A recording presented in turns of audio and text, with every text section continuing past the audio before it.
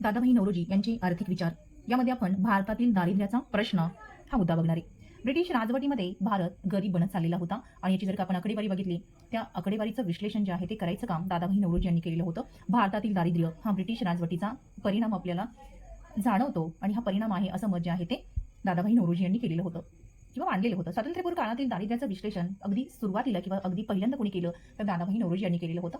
मग त्यांनी काही व्याख्या सांगितलेल्या आहेत.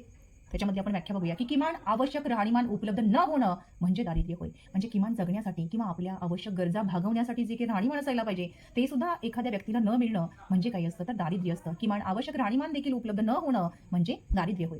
मग दादाभाई नौरोजी यांचं मत असं होतं की ब्रिटिश राजवटीत भारतीयांचं दरडोई उत्पन्न केवळ 20 रुपये होतं.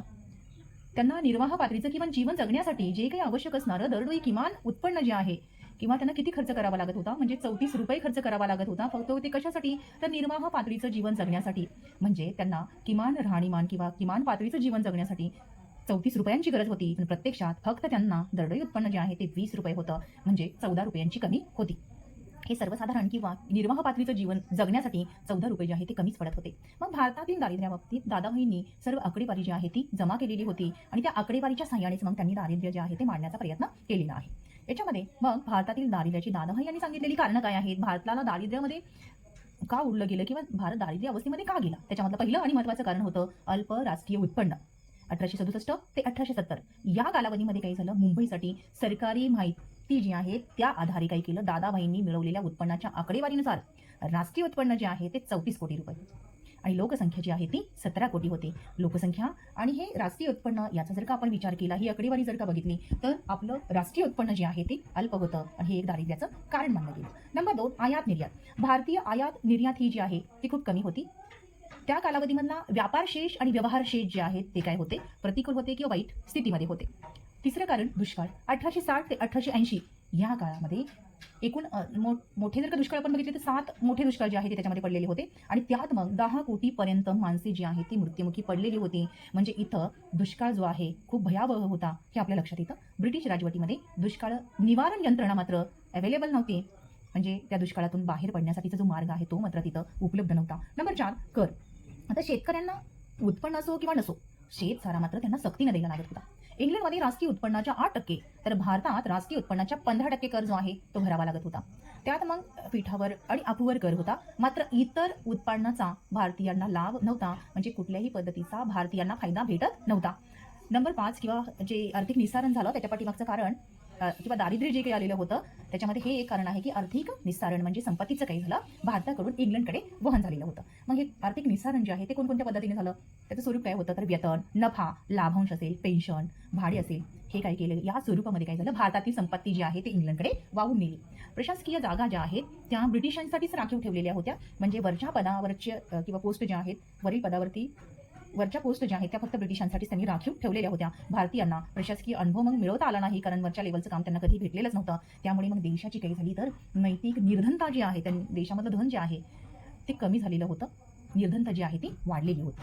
आता कराचं ओझं जे आहे ते नेमकं कुणावर पडत होतं, कराचे ओझे बघत असताना ह्या कराचं ओझं कमी असल्याचं ब्रिटिश सरकारचं मत होतं, पण प्रत्यक्षात मध्ये कराचं ओझं जे आहे ते कमी नव्हतं असं दादाभाई नौरोजी यांनी आकडेवारीच्या सहाय्याने दाखवून दिलेलं होतं. त्यांनी असं दाखवून दिलं की इंग्लंडच्या नागरिकांचे सरासरी उत्पन्न 35 पाऊंड असताना 2 पाऊंड 10 सिलिंग ते कर देत होते. म्हणजे उत्पन्न त्यांचं 35 पाऊंड आणि त्याच्यासाठी जो काही कर आहे तेवढ्या उत्पन्नावरील 2 पाऊंड आणि 10 सिलिंग होता. तर भारतीय नागरिकांचं 2 पाऊंड उत्पन्न होतं आणि या 2 पाऊंड उत्पन्नामधून त्यांना 5 शिलिंग पेन्स कर जो आहे तो द्यायला लागत होता. मग इंग्लंडमध्ये श्रीमंत जमीनदार केवळ 2 ते 3% कर भरत होते. जर का आपण उत्पन्नाचा आणि कराचा विचार केला तर 2 ते 3% होता. हा कुणासाठी तर इंग्लंडसाठी होता. आणि भारताचा विचार केला तर भारतामध्ये 6.7 कोटी रुपयांच्या उत्पन्नात शेतसाऱ्याचा हिस्सा जो आहे तो 2.7 रुपये एवढा होता. मग सर विंगेटे यांचं असं मत होतं, इंग्रजांनी काय केलेलं आहे, वसूल केलेल्या या खंडणीचं स्वरूप असं होतं की भारताच्या दृष्टीने कायमचे नुकसान होते. हे करारोपण नसून निर्लज्ज शोषण होते. म्हणजे हे भारतासाठी करारोपण नाहीये तर भारताचं एक प्रकारे काय झालेलं आहे तर शोषण झालेलं आहे असं विंगेट यांचं मत होतं. की दारिद्र्य कमी करण्यासाठी दादाभाई नौरोजी यांनी काही सुचवलेले उपाययोजना आहेत त्या म्हणजे मग ब्रिटिश अधिकारी असतील आणि भारतीय अधिकारी आणि मग इतर पदावरची जी काही माणसं आहेत यांच्यातील वेतनातील तफावत काय केली पाहिजे, कमी केली पाहिजे. इंग्रज कर्मचाऱ्यांना चांगला पगार मिळत असल्याने त्यांना निवृत्त वेतन द्यायलाच नको. भारतातील संधी सेवेमधील जी काही नोकरी आहे, या नोकरीमुळे पगाराच्या स्वरूपात दरवर्षी 20 कोटी रुपये इंग्रजांना मिळत होते आणि त्यामुळे मग भारतीयांचं दारिद्र्य वाढत होतं. आणि ते कमी करण्यासाठी काय केलं पाहिजे? मुलकी सेवेतील भारतीयांचा सहभाग जो आहे तो वाढवला पाहिजे. म्हणजे मुलकी सेवेत भारतीयांना समाविष्ट करून घेतलं पाहिजे. कर आकारणीचे दर जे आहे ते कमी केले पाहिजेत. मग कर जो आहे तो कर उत्पन्न, निर्माण उत्पन्न इत्यादी मार्गाने मिळणाऱ्या उत्पन्नाचा भाग जो आहे त्यातला मोठा भाग हा इंग्लंडला जात होता आणि त्यातील फारच थोडा किंवा छोटा भाग जो आहे तो भारताच्या वाट्याला येत होता. आणि हे आर्थिक शोषण आपण थांबवलंच पाहिजे, असं दादाभाई नौरोजी यांचं मत होतं. व्यवहार तोलातील तूट कमी केली पाहिजे आणि जर काही कमी नाही केली तर भविष्य काळामध्ये काय होईल तर भारत हा दिवाळखोरीमध्ये लुटला जाईल किंवा भारताला दिवाळखोरीला तोंड द्यावं लागेल, असं त्यांनी तिथं म्हटलेलं होतं. आता दादाभाई नौरोजी यांचे आर्थिक विचार बघत असताना त्यांनी जे काही मांडलेले मुद्दे आहेत किंवा विचार आहेत त्याचं आपण मूल्यमापन बघूयात. दादाभाई नौरोजी हे भारताचे राष्ट्रीय उत्पन्नाचे विश्लेषण करणारे शिवाय त्याचा अभ्यास करणारी पहिली भारतीय व्यक्ती होती. दादाभाईंनी आर्थिक निसरणाचा सिद्धांत मांडला आणि याचं प्रमुख कारण काय होतं ते म्हणजे दीर्घ काळापर्यंत भारताची निर्यात जी आहे ती आयातीपेक्षा जास्त होती. म्हणजे निर्यात मोठ्या प्रमाणात केली जात होती आणि त्यावेळची विचारसरणी मग अशी होती की जादा असलेली निर्यात म्हणजे भारताकडून ब्रिटिशांची वसूल केलेली खंडणी होय. आणि या जादा निर्यातीच्या मोबदल्यात भारताला काही वस्तू व सेवा मिळाल्या असल्या तरी तो मोबदला योग्य नव्हता.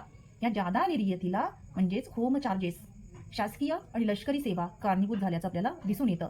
कर आणि गळतीच्याद्वारे किती उत्पन्न परदेशात जातं म्हणजे किती उत्पन्न जे आहे ते परदेशामध्ये वाहून नेलं गेलं याचाही त्यांनी अभ्यास केलेला होता आणि त्यांचे भारतीय अर्थव्यवस्थेवरती काय दुष्परिणाम झालेले आहेत याचं सुद्धा स्पष्टीकरण त्यांनी केलेलं होतं. अगदी निर्भयपणे परखडपणे त्यांनी काय केलेलं होतं आपल्या लिखाणातून भाषणातून राज्यकारभाराच्या उणीवा ज्या आहेत त्या दाखवून दिलेल्या होत्या. त्यांचे विचार जे आहेत ते निर्भय राष्ट्रवादाने प्रेरित आणि विद्वत्तेचे असल्याचं आपल्याला दिसून येतं. आणि हे असे विचार असल्यानेच काय झालं इंग्रजावर त्यांनी काय केलेली होती त्यांची छाप पाडलेली होती, एक छबी निर्माण केलेली होती.